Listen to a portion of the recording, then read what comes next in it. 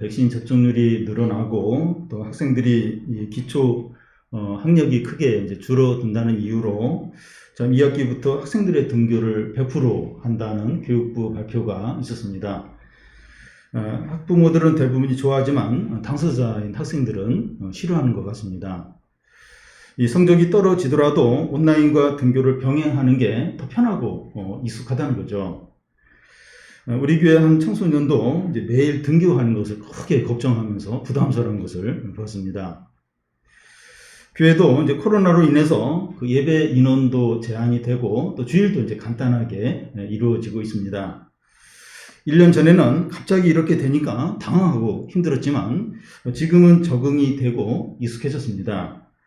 그런데 이 백신 접종률이 높아져서 코로나로부터 이제 벗어나게 되고 교회 예배와 활동들이 다 정상화가 되면 일부 교인들은 코로나 때가 좋았는데 할지 모릅니다. 지금은 주일날 여유가 있으니까 이제 개인 시간도 갖고 편한데 이 코로나가 종식이 되면 교회 생활이 정상화되고 다 이제 다 해야 되니까 그게 이제 부담이 이제 될 수 있습니다. 코로나 상황 가운데서 주일을 보내는데 가장 큰 이제 문제는 이 주일을 주일답게 못 보내는 겁니다. 이 코로나 이전 때보다 이제 주일날 개인 시간이 많아지니까 밀린 성경 읽기나 큐티나 가정 예배도 드리고 또 연약한 성도들도 이렇게 돌보자 이제 이래 했는데 사실은 그렇게 되지 않습니다. 주일은 어떤 날이고 주일을 어떻게 보내느냐 하는 건 너무나도 중요합니다. 왜냐하면 이 주일을 어떻게 보내느냐 하는 게 나머지 6일, 한 주에 큰 영향을 미치기 때문입니다. 시편 92편은 안식일의 찬송시입니다. 유일해요. 이 시편 중에서 유일하게 안식일의 찬송시입니다. 안식일과 주일은 어떤 날이고 어떻게 보내야 하느냐 하는 겁니다. 구약 성경에서 안식일은 두 가지를 기념하는 날로 나와 있습니다. 하나는 이 하나님께서 6일 동안 천지 만물을 창조하시고 7일째 되는 날 이제 쉬었는데 하나님은 그 7일째 되는 날을 안식일이라고 정하셨습니다. 안식일은 모든 일을 중단하고 온 세상의 창조자 되신 하나님을 기억하고 찬양하고 예배를 하라는 겁니다. 안식일의 다른 하나의 의미는 하나님께서 이스라엘을 애굽에서 이제 구원하신 후에 그것을 기념하는 이제 날입니다. 하나님께서 이스라엘을 애굽에서 구원하신 후에 이제 안식일의 의미가 바뀌어요. 출애굽기 보면 그 십계명을 말씀하시기 전에 이제 안식일이 이제 그 의미가 이제 이렇게 바뀌게 됩니다. 안식일에 모여서 애굽에서 구원해 주신 하나님을 기억하고 찬양하고 예배를 하라는 겁니다. 그래서 이 구약 성경에서 안식일은 창조와 구원의 하나님을 기억하고 찬양하고 예배하는 날입니다. 그런데 이 안식일이 주일로 이제 바뀌게 됩니다. 예수 그리스도가 십자가에 죽으시고 3일 만에 부활하시게 되는데 이 안식일 다음 날에 부활하셨습니다. 안식일이 토요일이고 주일은 이제 일요일이죠. 그래서 기독교인들은 안식일 날 모이지 않고 주일 날 모여서 우리 죄를 위해서 죽으셨다가 부활하신 예수 그리스도를 기억하고 찬양하고 예배를 합니다. 그래서 주일은 우리를 죄에서 구원하여 주시고 또 하나님의 자녀가 되도록 십자가에서 죽으시고 부활하신 예수 그리스도와 하나님 아버지를 찬양하고 예배하는 날입니다. 시편 92편은 안식일, 그 주일이 어떤 날이고 주일을 어떻게 보내야 되는가, 그러니까 실제적으로 구체적으로 말씀합니다. 먼저 이 주님을 찬양하는 것이 옳다는 겁니다. 1절에서 4절까지 1절에서 3절까지는 한 절로 되어 있는데요. 제가 한 절 읽고 그 다음 이렇게 읽으시 바랍니다. 지존자여 시편문과 비파와 수금으로 여호와께 감사하며 주의 이름을 찬양하고 아침마다 주의 인자하심을 알리며 밤마다 주의 성실하심을 베품이 좋으니이다.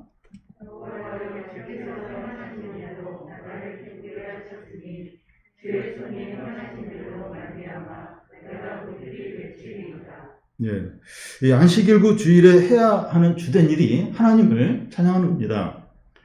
하나님의 무엇을 이제 찬양을 하는가 하면 아침마다 주의 인자하심을 알리며 밤마다 주의 성실하심을 베품이 좋다고 이제 찬양하는 겁니다. 우리가 이제 절망적인 죄인이죠. 또 욕심으로 살고 죄를 밥 먹듯이 지었지만 우리가 버림받지 않고 지금 예배 드리는 자리에 앉아 있고 또 지금까지 살아올 수 있었던 이유가 주의 인자하심과 성실하심 때문입니다. 아침마다 주의 인자하심, 밤마다 주의 성실하심 하는데 아침과 밤, 곧 이 주일날 하루 종일 주의 인자하심과 성실하심을 찬양하라는 겁니다. 주일날 예배 시간에만 이제 주의 인자하심과 이제 성실하심을 생각하고 이 나머지 시간은 개인적인 어떤 만족을 위해서 이렇게 사용하면 안 된다는 겁니다. 주일을 온전히 주의 인자하심과 성실하심을 묵상하고 찬양하며 보내면 나머지 6일 곧 이 한 주를 이 하나님의 인자하심과 그 성실하심을 찬양하며 보내게 된다는 겁니다. 문자적으로 기계적으로 이제 그렇다는 것이 아니라 우리의 전 삶 가운데 하나님의 인자하심과 성실하심을 찬양하면서 이렇게 그 마음으로 찬양하면서 보내게 이제 된다는 거죠. 그래서 주일을 온전하게 이렇게 주일을 어떻게 보내느냐 이렇게 주의 인자하심과 성실함을 이렇게 주일 내내 이렇게 그렇게 온전히 보내면 온 주일 우리의 전 삶이 주님의 인자하심과 성실하심을 마음으로 찬양하면서 이렇게 보내게 된다는 겁니다. 이 시편과 비파와 수금으로 여호와께 감사하라고 하는데 이 악기를 사용하는 것이 찬양에 도움이 됩니다. 찬양에 도움이 되는 것을 사용해서 찬양을 하라는 겁니다. 찬양하는데 모든 것으로 이렇게 찬양을 하라는 겁니다. 이렇게 하나님을 찬양해야 하는 이유가 뭡니까? 이 4절을 보면 주께서 행하신 일로 나를 기쁘게 하였으니 주의 손으로 행하신 일로 말미암아 내가 높이 외친다는 겁니다. 이 주께서 행하신 일이나 주의 손으로 행하신 일은 같은 거죠. 하나님은 놀랍고 위대하고 큰 구원을 행하신 신입니다. 이 신들 중에 이렇게 행한 신이 없어요. 여러분 노마 시대에 그 30만 개의 신이 있었다 그래요. 근데 노마가 망하면서 남은 유일한 신은 여호와 하나님밖에 없습니다. 가까운 일본이나 중국이나 대만에 이렇게 가 보면 저는 일본만 가봤는데 그러니까 그 신들이 그렇게 많이 이렇게 신들을 이제 이렇게 섬기는 것을 볼 수 있습니다. 오늘날도 이 사람들이 종교를 갖고 신들을 이제 믿는데 그냥 믿는 거예요. 그리고 막연하게 복을 비는 거예요. 뭔가 이렇게 두려우니까 그냥 무슨 신이든지 믿고 이제 건강하게 해달라. 그리고 집에 무슨 사고 나지 않게 해달라. 또 사업이나 이런 거 잘 되게 해달라. 그걸 이제 이렇게 비는 거죠. 그런데 여호와 하나님은 온 세상 만물을 창조하신 하나님이시고 이스라엘을 애굽에서 구원하기 위해서 10가지 재앙을 행하시고 홍해를 가르신 구원의 하나님이십니다. 그리고 하나님께서 구원자로 보내신 예수 그리스도는 우리 죄를 위해서 죽으시고 부활하시고 승천하셔서 하나님 보좌 우편에 앉아 계시면서 온 세계를 주관하십니다. 주님은 지금도 우리를 인도하시고 보호하시고 기도에 응답하십니다. 맞습니까? 인도하세요? 보호하세요? 우리 기도 응답하십니까? 그렇죠. 네, 그렇습니다. 주님께서 말씀하신 것은 하나도 땅에 떨어지지 않고 성취되고 마지막 날 재림하셔서 온 세상을 심판하시고 구원하십니다. 우리가 하나님 아버지와 예수 그리스도를 찬양하는 이유는 놀랍고 위대한 큰 구원을 행하셨기 때문입니다. 내가 왜 하나님만 찬양하고 하나님만 의지해야 되는가 한번 생각을 해보시죠. 신들이 많아요. 신들이 불교도 그렇고 또 힌두교 여러 신들이 있는데 한번 비교해 보십시오. 냉정하게. 하나님 아버지 예수 그리스도 놀라운 일을 행하셨죠. 놀라운 구원을 행하셨죠. 그 성경에 보면 그런 놀라운 일들을 다 행하신 게 나와 있고 또 우리의 삶 가운데서 하나님 얼마나 우리 성도들 삶 가운데서 우리 교회 가운데 얼마나 많은 이렇게 응답들과 놀라운 일들을 하셨는지 모릅니다. 그러니까 이제 하나님을 창조하는 거죠. 그 하나님의 구속사라고 하는데 구속사. 그러니까 이 하나님이 이제 그 창조 때부터 이렇게 예수 그리스도를 통해서 구원하신 때부터 마지막 이제 재림까지 쭉 하나님의 역사가 이제 하나님의 구원하는 역사가 이제 구속사인데 모든 게 대부분 다 이루어졌어요. 그 남아있는 게 이제 예수님의 재림만 남아있습니다. 보면 다 모든 게 이루어져요. 하는 뜻대로. 예. 그렇기 때문에 이제 하나님을 찬양하는 거죠. 그런 행하심이 이제 과거 일로 그치는 것이 아니라 현재와 미래도 동일하게 이제 행하십니다. 그래서 이런 하나님을 찬양하지 않을 수 없다는 거죠. 네. 이런 하나님. 그러니까 과거에만 이렇게 행하신 게 아니라 현재도 지금도 행하세요. 그리고 미래, 앞으로도 계속 그 하나님의 신실하신 대로, 말씀대로 행하시기 때문에 찬양해요.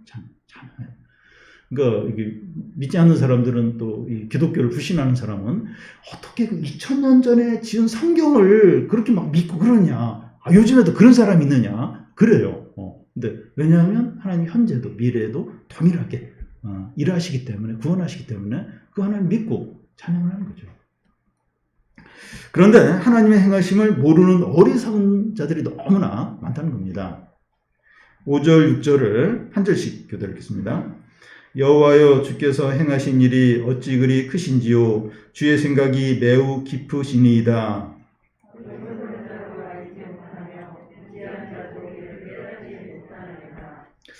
여러분, 그림이 너무나 크면 가까이서 보면 이게 그림인지 몰라요. 근데 멀리서 봐야만 이게 무슨 그림이다 하는 것을 알게 됩니다.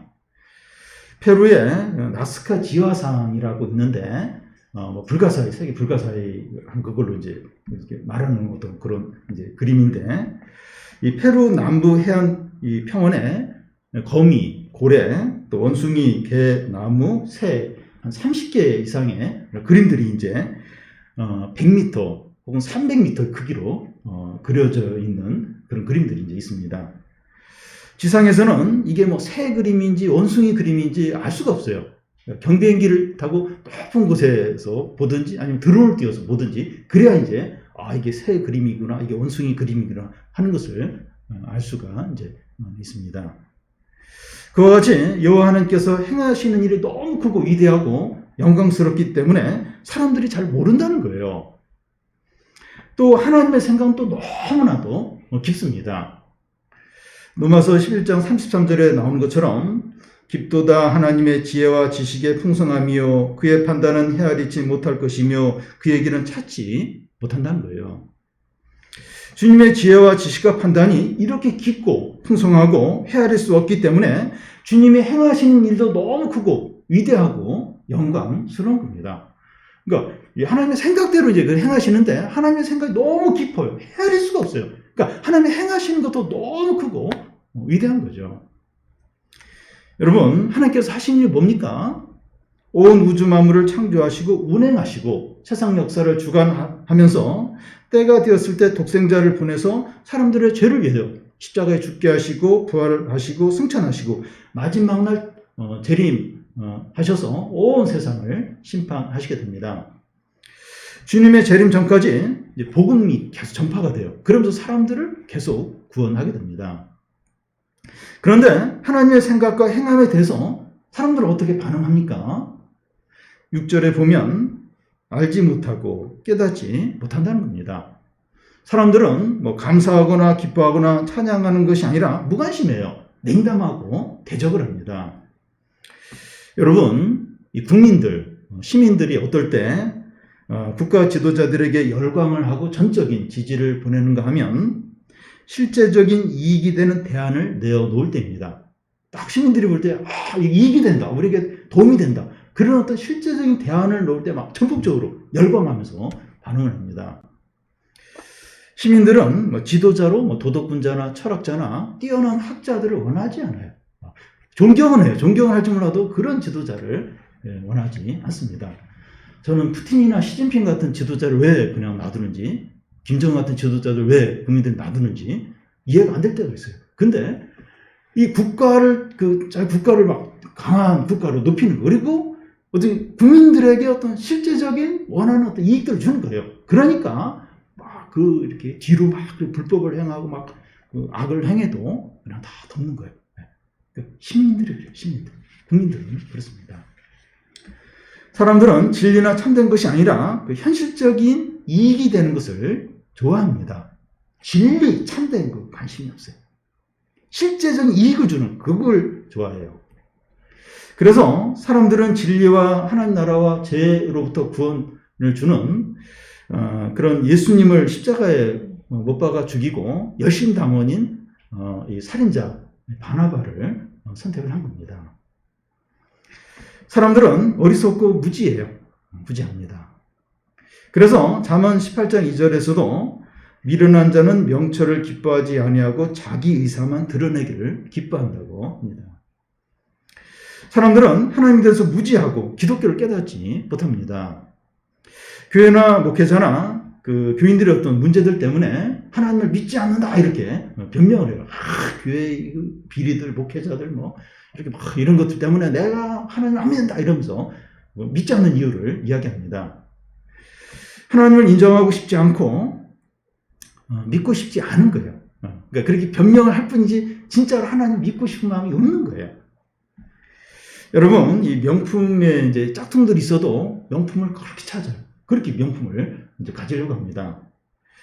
왜냐하면 명품의 가치를 알고 좋아하기 때문이죠. 그와 같이 사람들이 하나님을 알고 기독교를 깨닫는다면 가짜 교회와 목회자와 교인들이 많다 할지라도 하나님을 어떻게 쓰는지 믿으려고 할 겁니다. 가짜 교회, 가짜 목회자들, 가짜 교인들이 많아도 어떻게 쓰는지 하나님 믿으려고 하고 하나님 이렇게 알려고 이제 할 거죠. 그런데 우리도 이제 어리석은 자가 될 수 있습니다. 우리가 자기 중심적이 되고 욕심 가운데 지내고 교만하면 하나님의 말씀이 답답하게 여겨지면서 부담스럽게 여겨져요. 그러니까 우리가 신앙생활 잘 하다가도 욕심이 생기고 교만해지면 하나님이 답답해져요. 말씀이 싫어집니다. 그렇게 딱 하나님에 대해서 거부감이 생기게 됩니다.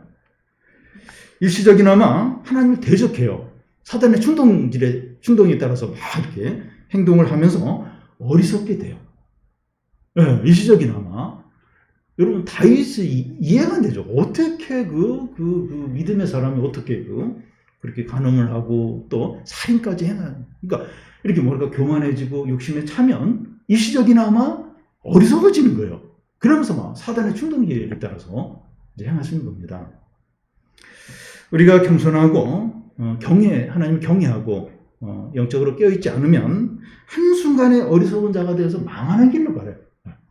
그러니까 참 이 사람들 보면 참 어리석어요. 근데 우리가 얼마든지 이렇게 영적으로 깨어있지 않으면, 겸손하지 않으면, 이 하나님을 경외하지 않으면 이렇게 사단의 충동질에 따라서 어리석게 행동하게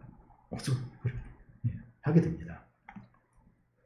그런데 어리석은 자가 현실적으로는 잘 된다는 거예요. 7절을 보면 우리 같이 한번 읽겠습니다. 악인들은 풀같이 자라고 악을 행하는 자들은 다 흥황할지라도 영원히 멸망하리이다. 제가 어린이 대공원 산책을 종종 하는데요. 요즘에는 비가 자주 오니까 풀들이 얼마나 이렇게 잘 자라는지 몰라요. 그래서 대공원 직원들이 자주 이렇게 풀을 베는 것을 이제 보고 있습니다. 악인들은 어리석은 자와 같다고 이제 할 수 있어요. 그런데 그들은 하나님을 대적하고 욕심으로 사는 자들인데 이 풀이 자라는 것처럼 하는 일이 잘 되는 거예요. 자녀들이 대학도 잘 들어가고 취업도 잘하고 사업도 성공하고 부동산으로 이 돈도 많이 벌고 또 자녀들이 결혼도 잘하고 가족 가운데 아픈 사람도 없는 겁니다. 시편 73편에 보면 악인들이 얼마나 형통한가 하는 것을 잘 표현하고 있는데요. 이 4절에서 7절까지 보면 그들이 죽을 때도 고통이 없고 그 힘이 강건하며 사람들이 당하는 고난이 그들에게는 없고 사람들이 당하는 재앙도 그들에게 없나니 그러므로 교만이 그들의 목걸이요 강포가 그들의 옷이며 살찜으로 그들의 눈이 솟아나며 그들의 소득은 마음의 소원보다 많다는 겁니다. 재미난 표현이 그 살찜으로 그들의 눈이 솟아나며 저는 반대인 것 같아요. 살이 찌면 눈이 이렇게 작아지고 들어오는데 근데 얼마나 막 이렇게 맛있는 걸 많이 먹었는가 막 눈이 막 솟아나오고 그러니까 이번에 수입이 한 1,000만 원 될 것이다. 근데 그거보다 2,000만 원, 3,000만 원 악인인데 수입이 더 많은 거예요.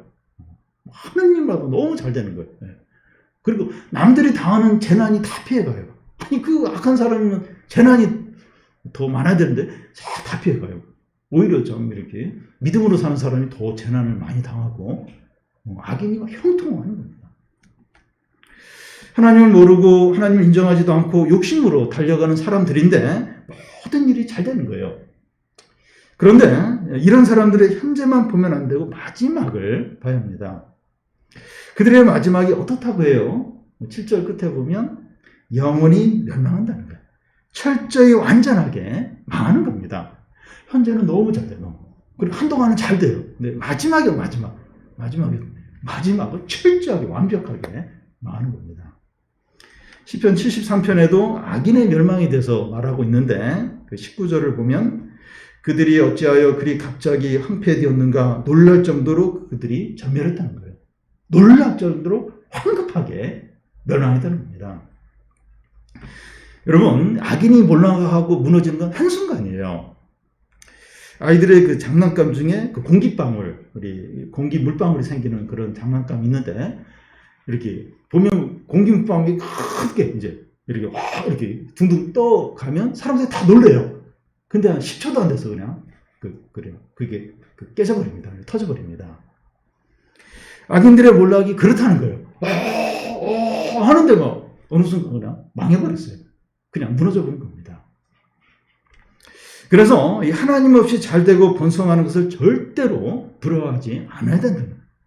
그래도 한 1년, 5년, 10년 지켜봤는데 잘 되던데. 그래도 부러워하면 안 돼. 언제 한순간에 무너진다는 겁니다. 그런데 어떻게 악인이 이렇게 한순간에 몰락할 수 있습니까? 8절을 같이 한번 읽겠습니다.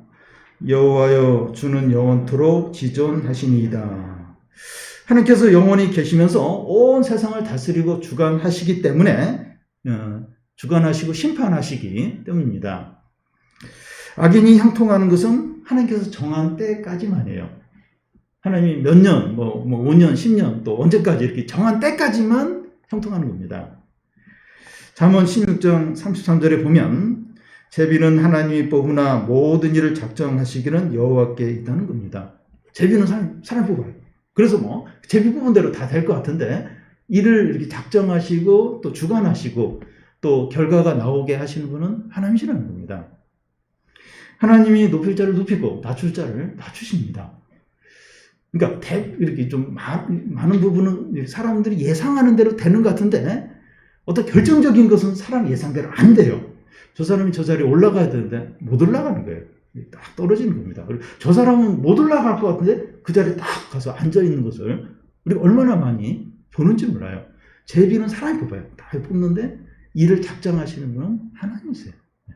하나님이 정한 때까지만 이 악인이 불의한 자가 형성하는 겁니다. 우리는 이제 세상이 이상한 방향으로 나가는 것 같고 악인들이 득세하는 것을 보면서 너무 낙심하거나 두려워하지 않아야 합니다. 불의하고 악한 자들이 득세할 수 있도록 득세할수록 하나님의 심판 때가 지금 다가왔구나. 하나님이 또 일하실 때가 가까이 왔구나 하는 것을 바라보면서 더 이렇게 인내하면서 더 믿음으로 담대하게 나아가야 합니다. 하나님은 악인들을 어떻게 심판하실지 보여주세요. 악인들이 어떻게 망하는지 보여줄게 하면서 보여주십니다. 9절에서 11절까지 한 절씩 교독 읽겠습니다. 여호와여 주의 원수들은 패망하리이다. 정녕 주의 원수들은 패망하리니 죄악을 행하는 자들은 다 흩어지리이다. 그러나 주께서 내 뿔을 주의 뿔같이 높이셨으며 내게 신선한 기름을 부으셨나이다. 내 원수들이 보응을 받는 것을 내 눈으로 보며 일어나 나를 치는 행악자들이 보응받는 것을 내 귀로 들었도다. 이 9절 끝에 보면 죄악을 행하는 자들이 흩어진다고 하는데 이유 없이 사람들이 망하는 게 아니라는 거예요. 어디서 사람이 저렇게 망할까? 이유 없이 망하는 게 아니라는 거예요. 죄 때문이죠. 죄 때문에 망하는 겁니다. 여기 주의 원수라고 하는데 그 하나님을 대적했기 때문입니다. 죄 때문에 하나님을 대적했기 때문에 망하는 겁니다. 그리고 그들이 우연히 혹은 자연스럽게 이렇게 망하는 것이 아니라 하나님의 분명한 개입으로 망하는 겁니다. 그냥 우연히 뭐가 이렇게 잘 안 돼가지고 그래서가 아니라 하나님 개입을 하셨어요. 개입을 하셔가지고 망하게 이제 하시는 겁니다. 그리고 이 주의 원수들이 패망하리니 정령 주의 원수들이 패망하리라 하면서 두 번 이제 반복을 하고 있는데 악인들의 멸망하는 게 너무나도 확실하다는 겁니다. 11절에 보면 내 원수들이 보응하는 것을 내 눈으로 보며 나를 치는 행악자들이 보응받는 것을 내 귀로 들었다 이렇게 합니다. 시편 기자는 불의하고 교만한 자들이 망하고 심판받는 것을 눈으로 보고 귀로 듣는다는 거예요. 여기서 뭐 주의 원수, 내 원수 이렇게 나오는데 하나님이나 교회나 신자들에게 악을 행하거나 비난을 하거나 조롱을 하는 사람들을 포함해요. 이런 사람들을 말할 뿐만 아니라 오늘날 인권이나 평등이나 복지 등의 명분으로 남녀를 구분한 성이나 가족이나 이 결혼의 정체성을 흔드는 그런 주장들이 나오고 있는데 결국은 이런 것들을 세우신 하나님을 인정하지 않는 것으로 결국은 나아가게 됩니다. 그러니까 이제 그런 것들을 주장하다 보면 남녀를 누가 이렇게 구분했는가, 가정을 누가 세웠는가, 결혼제도를 누가 만들었는가, 이걸 세운 그 존재를 흔들고 부인해야 이제 자신들의 이런 걸 합리화를 시킬 수 있게 됩니다. 그래서 결국은 이제 하나님을 이제 부정하고 인정하지 않고 이제 그런 쪽으로 결국은 나아가게 됩니다. 겉으로 볼 때 개인의 자유와 선택과 이제 합리를 주장하는데 속을 보면 이제 하나님을 인정하지 않고 부정하는 그게 이제 거기에 이제 어떤 기본 어떤 가치관으로 기본 어떤 사상으로 들어가 있습니다. 그래서 이제 이런 문제가 나올 때 이제 주로 기독교에서 이제 반대를 하는데 그 반대를 할 때 지혜롭지가 못한 것 같아요. 그냥 그 상황에 대해서만 반대를 하는 거예요. 그럼 이제 세상 사람들이 볼 때 왜 교회는 기독교는 좀 필요한 건데 인권이나 여러 가지로 필요한 건데 왜 교회는 저렇게 껌껌이 반대만 할까? 이러면서 이해를 못해요. 그래서 무조건 이렇게 반대를 하는 게 아니라 설명을 해야 돼요. 믿지 않는 사람들이 그걸 이해할 수 있도록 그들이 이제 알아들을 수 있는 식으로 이제 이렇게 설명을 하고 이제 그러면서 이제 어떤 걸 설득을 이제 하는 게 필요합니다. 근데 이제 본질적인 것은 이제 이런 것들을 이제 주장하면서 이제 결국 이제 하나님 인정하지 않고 부정하지 하는 이제 그런 쪽으로 나아가는데 이제 그런 어떤 사상과 세력들이 이제 망한다는 거예요. 그리고 끝까지 이제 그런 걸 주장하고 하나님을 끝까지 인정하지 않으려고 하는 사람들을 하나님께서 심판을 하신다는 겁니다.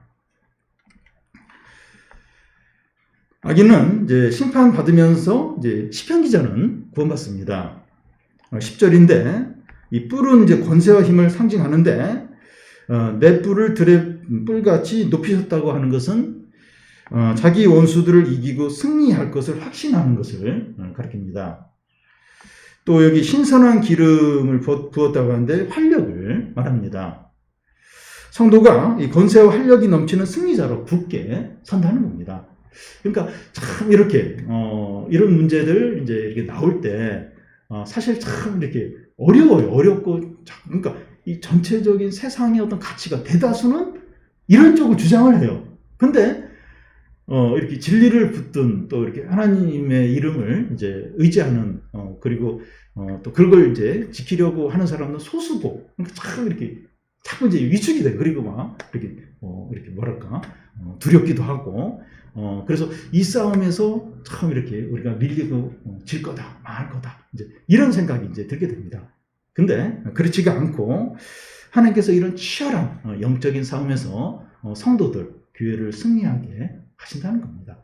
그러니까 상황을 보면 이렇게 막 밀리고 이렇게 하나님의 진리가 이제 무시를 당하고 또 하나님의 이름이 또 이렇게 땅에 떨어지고 그런 것 같이 보이지만 결국은 하나님과 교회와 성도들이 승리를 하신다는 거예요. 그 뿔을 높이 들고 이 기름, 신성한 기름, 이 기름을 붓는다는 거예요. 활력과 권세로 높이 세우신다는 겁니다. 마지막으로 의인이 얼마나 복된 자인가 하는 것을 말씀합니다. 여기서 의인은 하나님을 경외하고 순종하고 피난처로 삼는 자를 가리킵니다. 12절에서 14절까지 참 너무 이제 귀한 말씀인데 우리 같이 한번 읽겠습니다. 의인은 종려나무같이 번성하며 레바논의 백향목같이 성장하리로다. 이는 여호와의 집에 심겼으며 우리 하나님의 뜰 안에서 번성하리로다.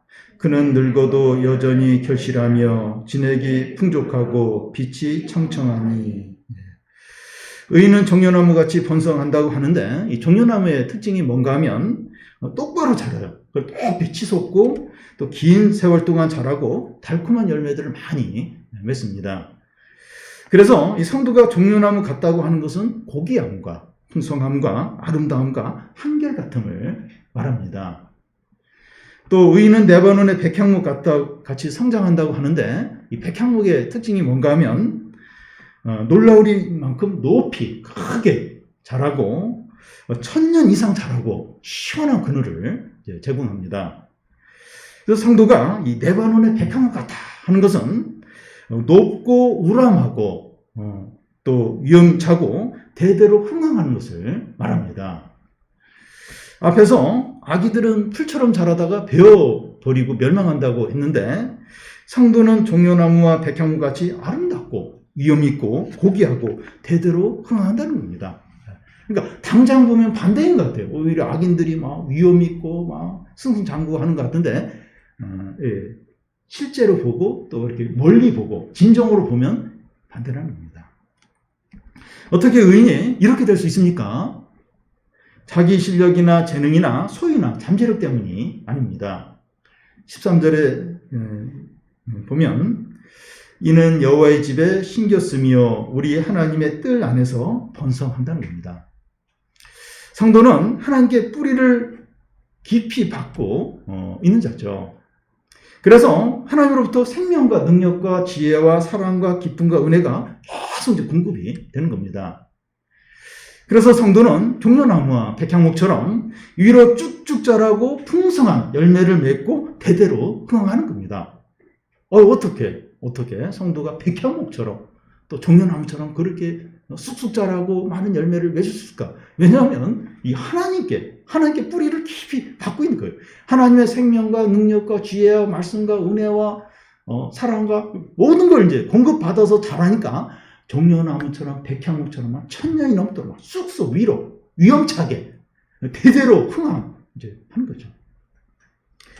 근데 성도가 이제 나이 들고 병들면 모든 것이 약해지는 거 아닙니까? 한때는 그런지 몰라도 시간이 지나면서 점점 약해지고 그런 거 아닙니까? 그렇지 않아요. 14절에 보면 그는 늙어도 여전히 결실하며 진액이 풍족하고 빛이 청청하다는 겁니다. 그는 늙어도 결실해 열매를 맺고 진액이 풍족해요. 그리고 그 빛이 청청하다. 푸른 빛이 사라지지 않는다. 이와 비슷한 말씀이 고린도후서 4장 16절에 나와 있는데 우리가 낙심하지 아니하노니 우리의 겉사람은 낡아지나 우리 속사람은 날로 새로워지도다. 고린도후서 12장 10절 끝에 보면 내가 약할 때 그때 강함이라. 빌립보서 4장 13절에 보면 내게 능력 주시는 자 안에서 내가 모든 것을 할 수 있다는 겁니다. 우리가 나이 들고 병들고 상황이 어렵고 가진 것이 없고 자신의 한계를 더욱 느낄 때 하나님의 은혜와 능력과 지혜는 더 넘치게 된다는 겁니다. 오히려 내가 잘 나가고 많은 걸 가졌을 때 그때는 이제 하나님의 은혜와 능력이 잘 안 나타나요. 그런데 내가 한계일 때, 내가 제일 약할 때, 병들 때, 내가 최악의 상황에 있을 때 하나님의 은혜와 능력과 기적과 영광이 더 분명하게 나타나게 됩니다. 이제 캠프를 하면서 보면 이렇게 쉬었던 적이 한 번도 없어요. 이번 캠프가 가능할까 할 정도로 이렇게 중요한 어떤 문제들, 어려움들이 꼭 있었습니다. 이번에도 그래요. 이 온라인 캠프 이제 2번째 하게 되는데 참 걱정들이 많습니다. 이렇게 어려울 때, 한계를 느낄 때 오히려 하나님의 은혜와 능력과 큰 구원과 영광이 더 나타나는 거예요. 그래서 지나고 보면 그런 어려움이 있었나 기억이 안 날 정도로 하나님이 이렇게 놀랍게 채워주시고 또 은혜를 주시는 것을 얼마나 많이 경험한지 모릅니다. 모세나 갈렙이나 야곱이나 요셉이나 다윗이나 바울 등 모든 믿음의 사람들이 이러했습니다. 늙었지만 여전히 열매를 맺고 지혜롭고 믿음이 살아있는 거예요. 안티에이징, 나이를 거꾸로 먹는 겁니다. 어떤 사람이 그럽니까? 하나님을 피난처로 삼는 자입니다. 하나님을 언제나 경외하고 의지하고 순종하는 거죠. 하나님을 피난처로 삼는다는 게 하나님을 의지하는 거죠. 하나님께 말씀에 순종하고 또 하나님을 경외하고 이게 하나님을 피난처로 삼는 거죠. 이런 사람은 영적인 안티에이징. 늙죠. 어쩔 수 없어요. 늙고 뭐 흰머리 나고. 근데 그 속사람은 너무나 건강한 거예요. 너무나도 강한 겁니다. 풍성한 거예요. 여러분 자연적으로 보면 이렇게 나이가 들면 들수록 애같이 돼요. 장글로 서운해하고 막 그렇게 자녀들에게 불평하고 막 그리고 막 이렇게 남에게 험담하고 그러니까 자연스럽게 나이가 들면 이렇게 유치해지고 막 그런 부분이 있어요. 모든 분이 그런 건 아니지만 근데 성도는 나이가 들면 들수록 물론 이렇게 몸도 약해지고 뭐 여러 가지 부족할 수 있지만 더 마음이 건강하고 더 풍성하고 더 이렇게 배려하고 더 사람들을 축복하고 더 은혜가 넘치고 더 믿음이 좋고 그러니까 하나님을 피난처로 삼는 거죠. 하나님께 이 뿌리를 깊게 하나님을 경외하고 하나님을 사랑하고 하나님 말씀에 순종하고 그런 사람은 빛이 나고 뭐 그 어려움이나 뭐 이런 거 상관이 없어요. 뭐 나이 들면 병든 거랑 상관이 없어요. 보물이죠. 여러분 이 주일이 이것을 온전히 회복하고 누리는 날입니다. 모든 예배 시간이 이런 시간이죠. 하나님을 피난처로 삼아서 하나님께 뿌리를 굳게 받고 하나님의 생명과 능력과 지혜와 사랑과 기쁨을 풍성하게 누리는 거죠. 전날까지 시들시들 했어요. 토요일까지 시들시들하고 그랬는데 주일을 보내면서 종려나무와 백향목처럼 존귀와 아름다움과 위엄을 다 되찾는 겁니다. 교회 올 때는 시들시들 했는데 예배드리기 시들시들 했는데 예배를 드리면서 종려나무와 백향목처럼 쭉쭉쭉 뻗어나는 거예요. 그냥 힘이 넘치는 겁니다. 기쁨이 넘치는 거예요. 생명력이 넘치는 겁니다. 상황 바뀐 게 없어요. 상황은 뭐 똑같아요. 근데 상관없이 종려나무와 백향목처럼 왜냐하면 그 예배 드리면서 그 하나님의 말씀과 그 능력과 지혜와 사랑 그 진액을 다 받은 거예요. 다. 그러니까 회복이 된 살아나는 거죠. 살아나는 거죠. 주일날만 그런 날인가요? 모든 예배가 그렇고 매일매일이 그렇습니다. 우리가 매일 성경하고 성경 읽기하고 기도하자고 하잖아요. 이게 매일매일 그런 거예요. 하나님의 말씀, 진액을 마시는 거죠. 하나님의 능력과 사랑과 생명과 기쁨을 받는 거예요. 기도하면서 그 말씀 묵상하면서 그래서 또 하루를 또 그렇게 종려나무처럼 백향목처럼 그렇게 사는 거죠. 우리가 은혜와 기쁨과 능력으로 충만해지면 오늘 마지막 절 15절 같이 그렇게 이제 하게 되는 겁니다. 하나님의 정직함과 우리의 바위 되심과 불의가 없다는 것을 선포하는 거예요. 찬양하는 거예요. 하나님 얼마나 정직하신가. 그 하나님이 나의 바위시다. 나의 피난처시다. 그리고 하나님은 불의가 없다. 이걸 선포하는 거예요. 선포하고 찬양하는 겁니다. 나도 그렇게 살고 또 이렇게 믿음이 약한 사람들을 그렇게 붙들어 준 거예요. 하나님은 정직하고 바위가 되시고 불의가 없으시니까 그 하나님을 믿어라, 의지해라. 그리고 그 하나님을 전하는 거죠. 우리가 이런 은혜와 기쁨과 능력으로 살고 하나님의 모든 축복을 다 누리게 되기를 바랍니다.